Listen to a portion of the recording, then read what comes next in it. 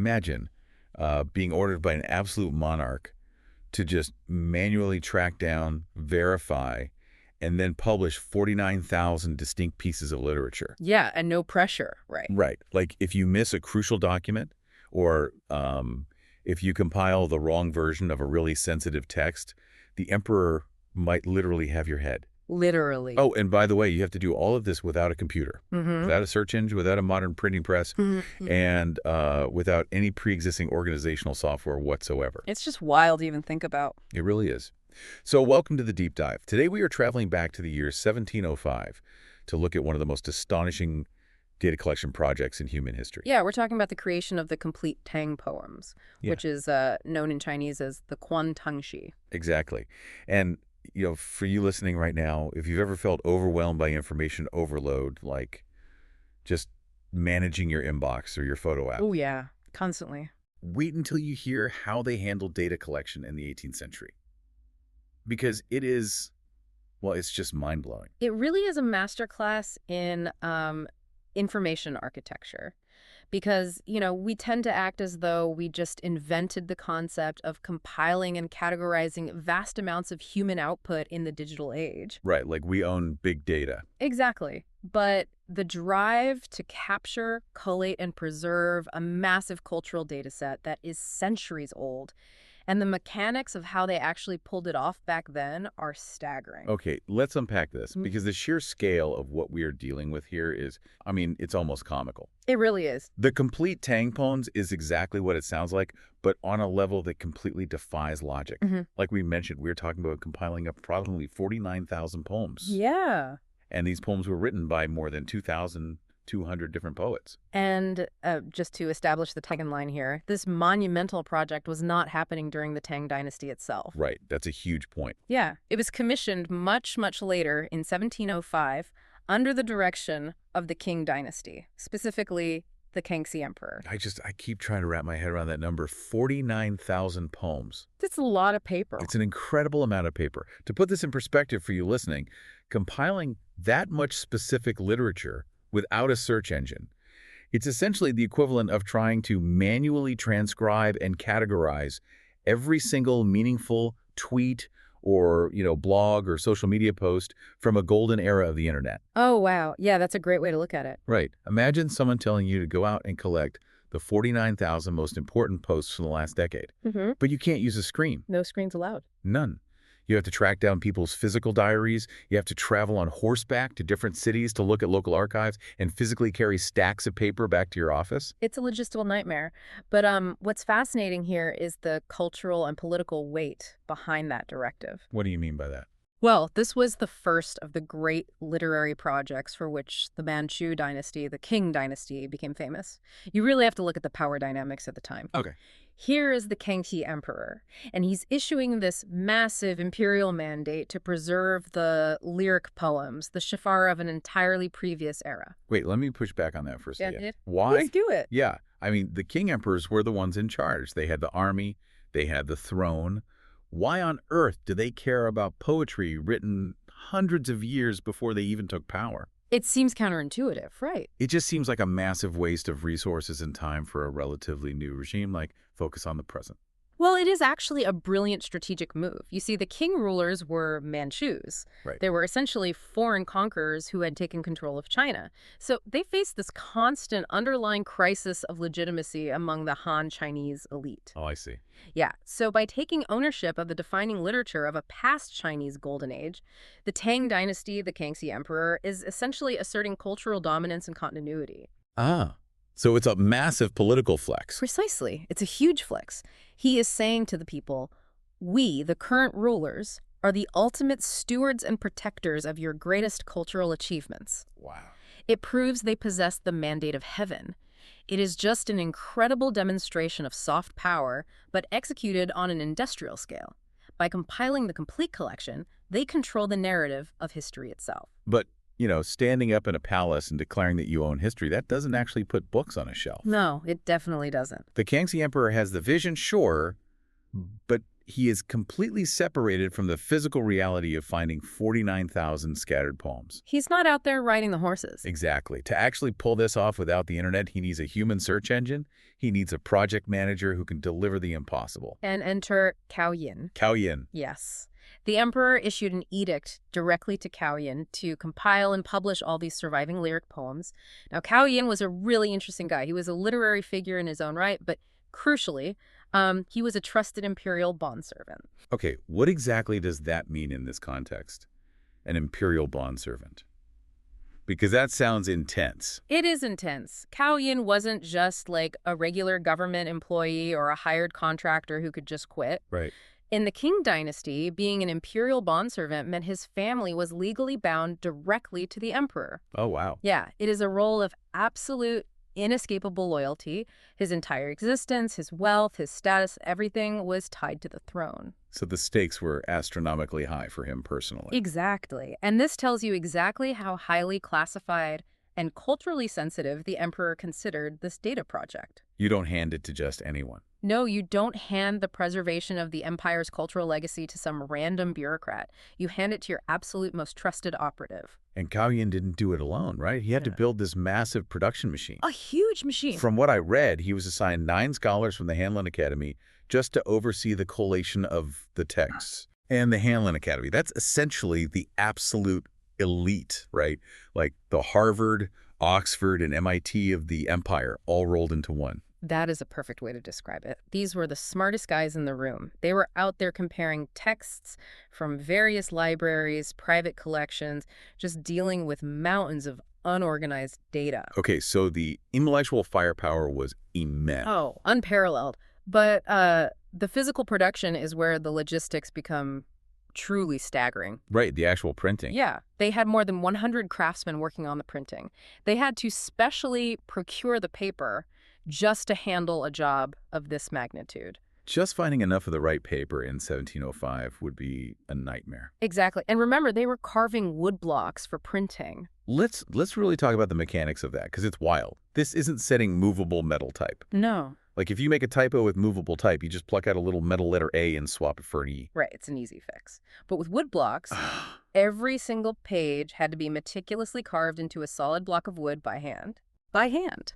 And the characters are carved in relief. So if a craftsman carves one wrong character, just one slip of the chisel on a page containing hundreds of words, the entire block is ruined. Oh my God. They have to literally shave the wood down and start the entire page over from scratch. So the error rate had to be virtually 0.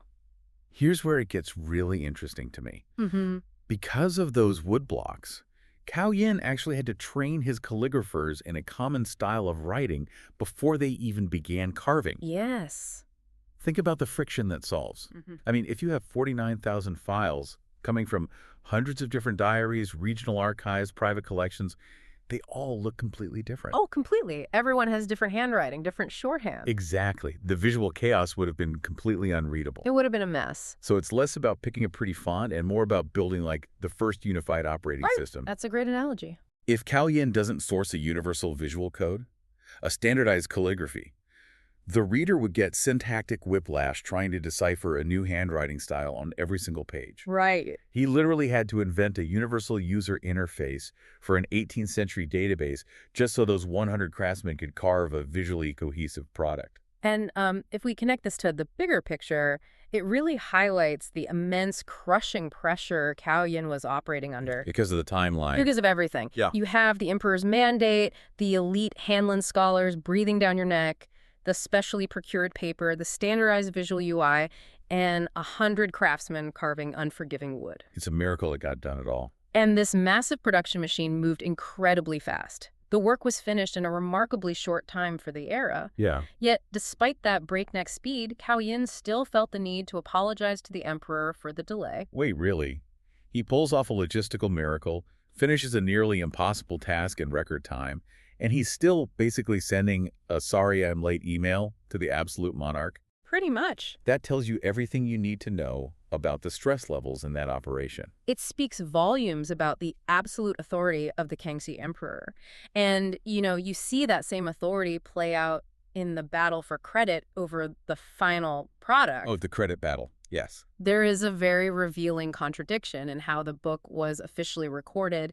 So the emperor allowed Cao Yin's name to be listed first in the book itself. Which is nice.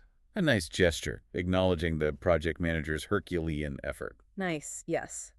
But there's a catch. There's always a catch. A major catch. In the annotated catalog to the complete library of the Four Treasuries. Which is what, exactly? It's basically the massive official bibliography of the entire empire. Ah, right. Right? So in that official permanent record, the Complete Tang Poems are officially listed as an imperial compilation, or an Yuding. Meaning, I'll let you put your name on the title page, Cao, but in the official permanent record of the empire, this is my book. Exactly. The workers build the monument, but the emperor's name goes on the plaque. The ultimate credit always rolls up to the top.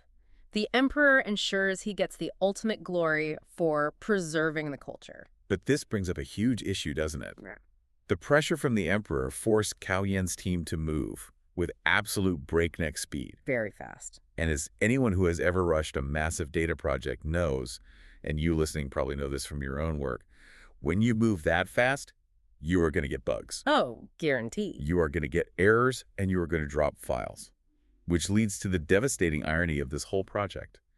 The Complete Tang Poems is neither complete nor completely reliable. No, the title is definitely a misnomer. Because the work was done in such haste, the editors took massive shortcuts. Like what?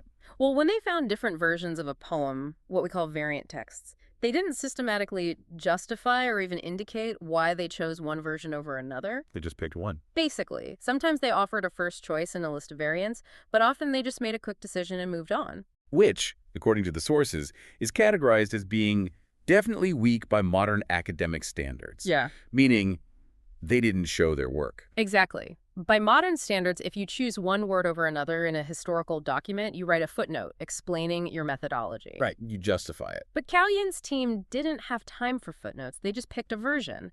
And the issues go way beyond editorial sloppiness. There were huge blind spots. They missed stuff. A lot of stuff. The compilers entirely ignored some poems or simply couldn't find others. For some major poets, there were actually better texts sitting in individually edited volumes that never made it into this supposedly definitive master collection. And it gets even crazier.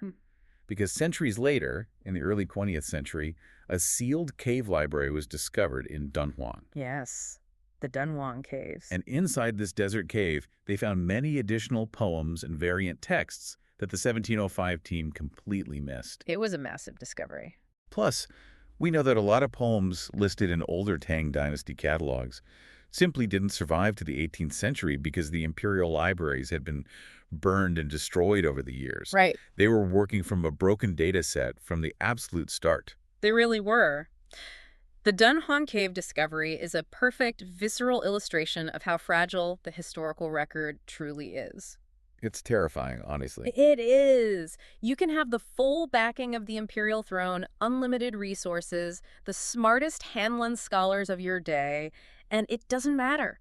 You cannot compile what has been lost to fire or what is hidden away in a sealed cave in the desert. But I have to ask this makes me seriously question the whole endeavor. Okay.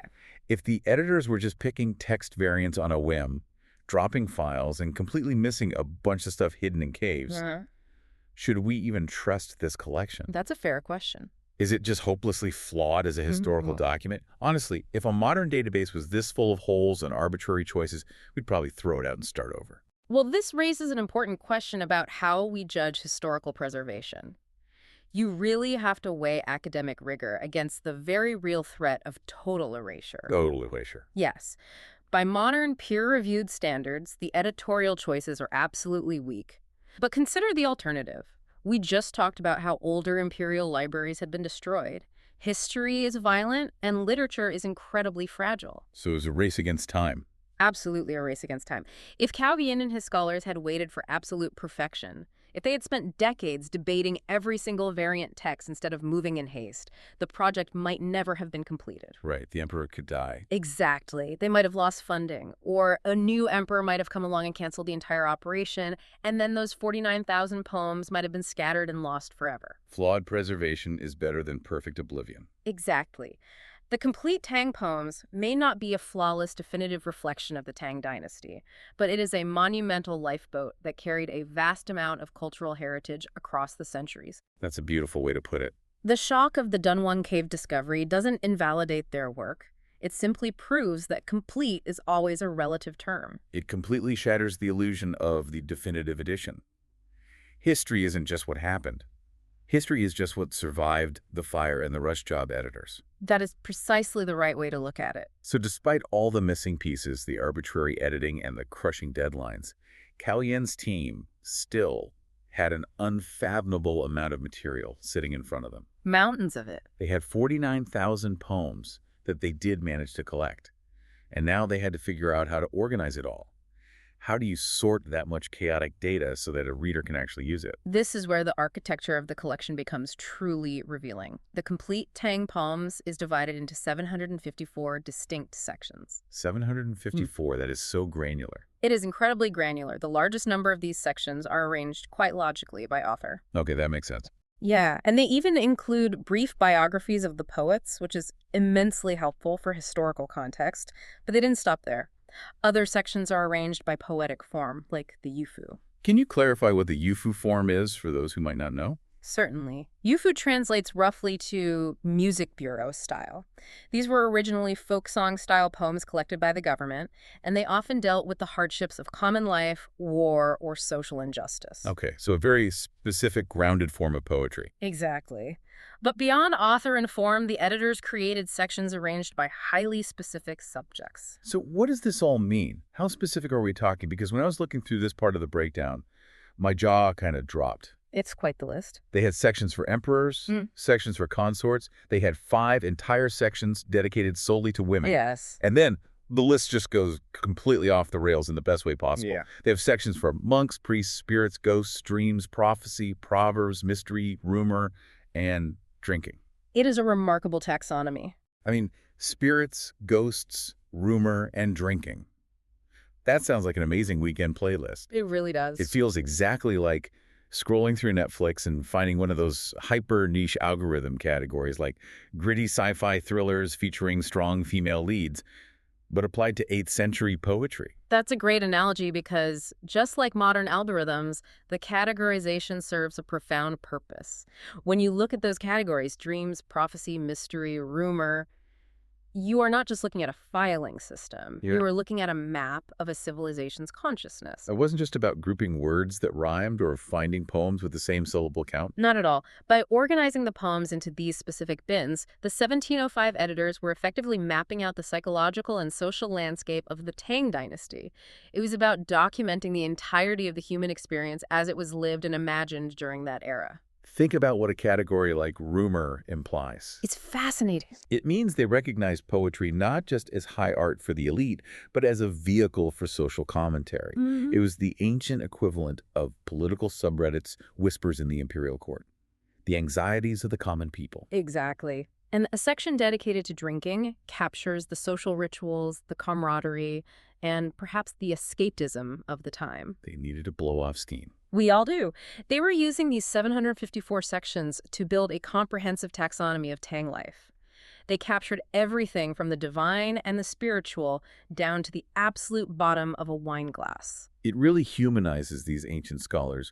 You realize they were dealing with the exact same messy, chaotic, beautiful human emotions that we deal with today. They absolutely were. They just needed a way to organize all those feelings into woodblocks, and it clearly worked, because this massive collection had a lasting impact.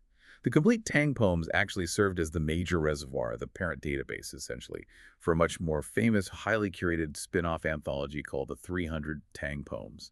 Yes, and that perfectly illustrates the natural life cycle of information. First, you have the monumental, almost desperate effort to gather and preserve absolutely everything, the complete Tang poems. The huge data dump. Right. It is bulky, it is flawed, and it is overwhelming.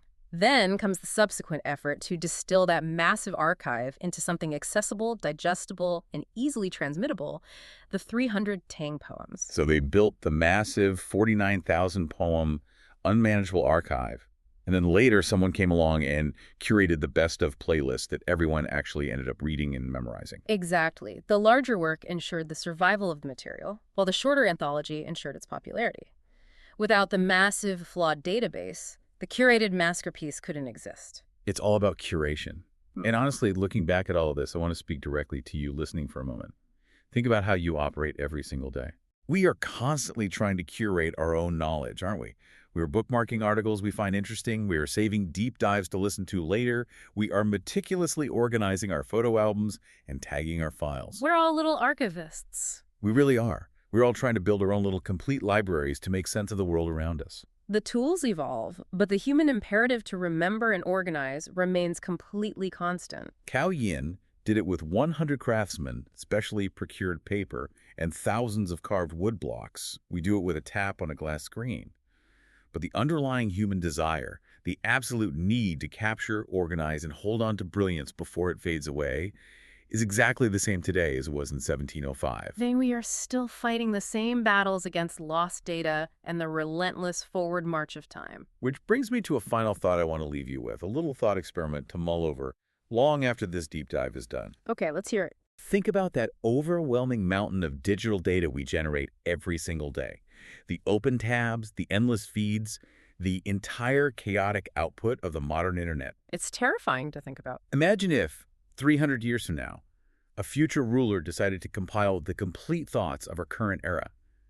If they tried to sort our entire digital lives into 754 specific categories, what would those categories even be? Oh, wow. Would they have sections for memes, outrage, unread newsletters, or late-night online shopping? It makes you wonder how much of what we consider essential today will be preserved and how much will just vanish into the margins of history. And more importantly, centuries from now, when the dust has settled on our civilization, what hidden cave library of our lost data will future archaeologists discover? A digital Dunhuang. Exactly. What forgotten server farm will they unearth out in the desert that proves our supposedly complete digital record was actually missing the most important voices of all? We're all just compiling our own flawed histories, hoping they survive the fire. We really are. So next time you feel overwhelmed by your open tabs, just remember Cao Yin and his 49,000 poems. You're not disorganized. You're just compiling your own historical archive.